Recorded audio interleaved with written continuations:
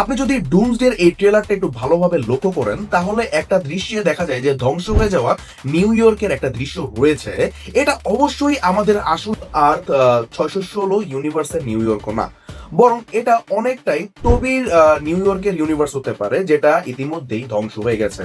আর যেভাবে এই দৃশ্যটা শুরু হয়েছে এটা সম্ভবত সিনেমার একেবারে শুরুর দিকের দৃশ্য, যেখানে ইতিমধ্যেই টবির ইউনিভার্স মানে তার পৃথিবী অলরেডি শেষ হয়ে গেছে। আর টবি অনেক কষ্ট করে নিজের পৃথিবীকে রক্ষা করার চেষ্টা করবে, কিন্তু শেষ পর্যন্ত সে হেরে যাবে।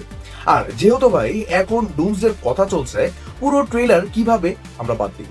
ট্রেলার শুরু হলে দেখা যায় যে ডুম আরামেই তার সিংহাসনে বসে আছে, তার সামনে মাটিতে ম্যাজিক টাইপের কিছু একটা জ্বলজ্বল করছে, যেটা দেখাচ্ছে যে ডুম কিছু একটা পরিকল্পনা করছে। এরপর যখন আমরা কিছুকে দেখতে পাই যে সে আসলে যেভাবে সে ডুমের দিকে তাকিয়ে আবেগপ্রমুখ হয়ে আছে, এরপর একে একে এক্সম্যান অ্যাভেঞ্জার্সদের বিভিন্ন মার খাওয়ার অবস্থা দেখা যায়, কারণ বুঝতে পারছেন যে এটা কখন ঘটেছে। শুরুতেই ডুম সম্ভবত তাদের সঙ্গে থাকবে এবং বলবে যে এই নতুন নতুন ইনকারশন প্রাকৃতিক বিপর্যয়ের মতো, কারণ আমাদের সবাইকে মিলে একসঙ্গে এগুলো থামাতে হবে। আর যখন সবাই একসঙ্গে এগিয়ে যাবে, এক্সম্যান অ্যাভেঞ্জার্স সবাইকে যখন একত্রিত করে ইনকারশন থামাতে যাবে, তারপর যখন শেষ মুহূর্তে ডুম তার আসল পরিকল্পনা কার্যকর করতে যাবে, তখনই তার আসল পরিচয়টা ধরা পড়বে।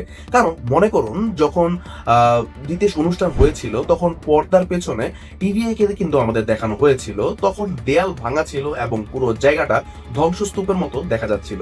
তার মানে ডুম অনেক আগে থেকেই টিভিএ কে ধ্বংস করে ফেলেছে, যাতে আসল সমস্যা শুরু হলে টিভিএ বা লোকি কেউই তাকে আটকাতে না পারে। বন্ধুরা, আমি এই ব্যাপারে সম্পূর্ণ ডিটেল একটা ভিডিও তৈরি করেছি। পুরো ভিডিওটি দেখতে কমেন্ট বক্সে থাকা লিংকে ক্লিক করুন। আর হ্যাঁ, অবশ্যই অবশ্যই আমাদের চ্যানেল কৈতুন এন্টারটেইনমেন্টকে ফলো করে দিবেন। দেখা হচ্ছে পরবর্তী নতুন কোনো ভিডিওতে। Till then, good bye, tata.